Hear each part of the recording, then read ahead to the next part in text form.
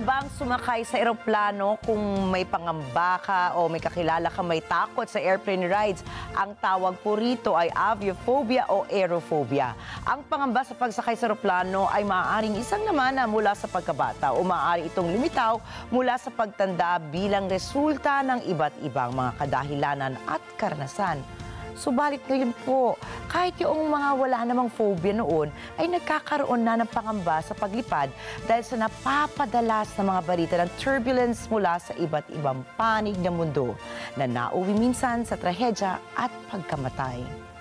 Talakayin natin ngayon ang mga pangyayari sa likod na magkasunod na turbulence flights nitong mga nakalipas na araw. Kamakailan lamang ay pumutok ang balita sa Singapore Airlines na may biyahe mula London patungong Singapore matapos itong makaranas ng matinding turbulence. Ayon sa datos ng Flight Radar 24 ay makikita ang mabilis at biglaang pagtaas at pagbaba ng eroplano sa loob lamang ng isang minuto. Naabot rin ito ang taas na higit sa 400 feet, mas mataas kumpara sa original nitong altitude bago tuluyang bumagsak pabalik sa 37,000 feet. Ayon sa Singapore Changi Airport ay nasa mahigit sa 211 passengers at 18 crew ang sakay ng Singapore Airlines SQ321. Nakapagtala ang insidente ng 74 na sugatan habang isa naman ang namatay. Kinilala ang namatay na si Jeff Chitchen, isang British man na nasa edad na 73.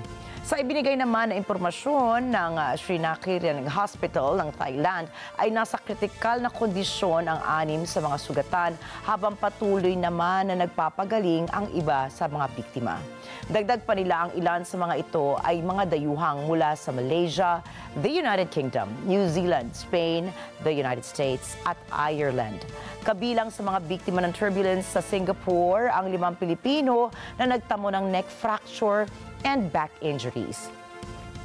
Batay naman sa ulat ng Department of Migrant Workers ay sumailalim na ang kababayan na may neck fracture sa isang surgery nitong May 23. Isa na namang insidente ng turbulence ang naiulat nitong May 26 sa Qatar Airways.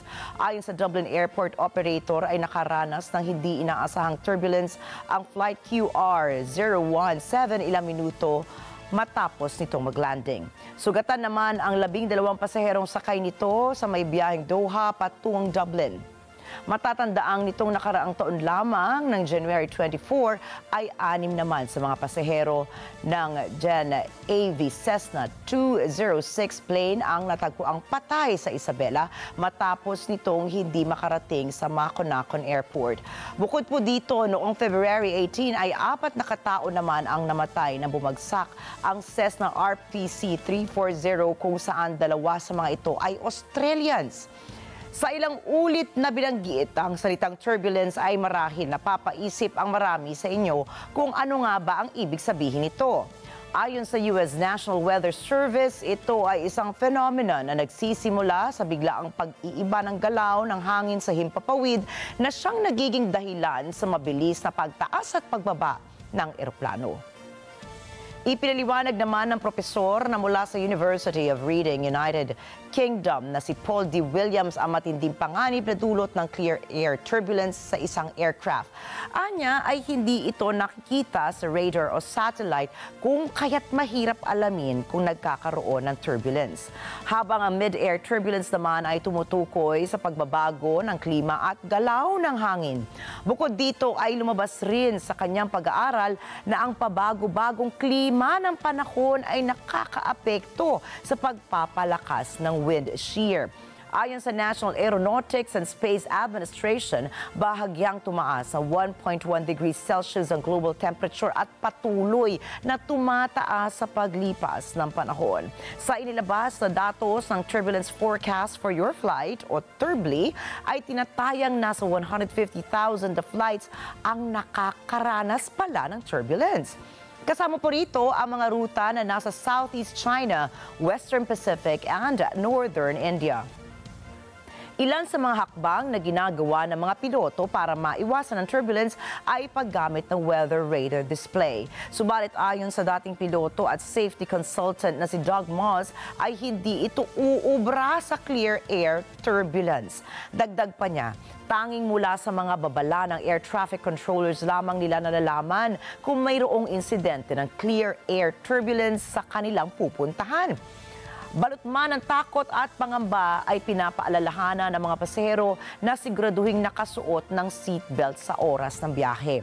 Ito po kasi ay makakatulong na makaiwas sa panganib na dala ng turbulence at iba pang hindi inaasahang pangyayari. At bagamat kaliwat kanan ang mga balita ng turbulence, ayon sa mga pananaliksik, ang paglalakbay sa himpapawid ay may pinakamaliit na panganib sa pagkamatay. Wala nga pong ibang uri ng transportasyon ang kasing sinusuri, iniimbestigahan at sinusubaybayan kagaya ng commercial aviation o ang paglalakbay lula ng eroplano.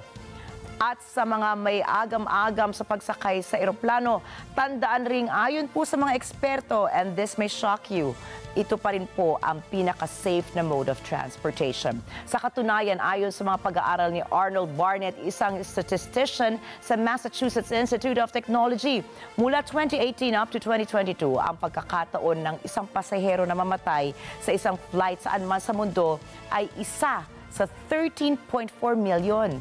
Samantala, ayon sa statistics, bawat taon, mayroong 1.35 milyong katao ang namamatay dahil sa mga aksidente sa kalsada.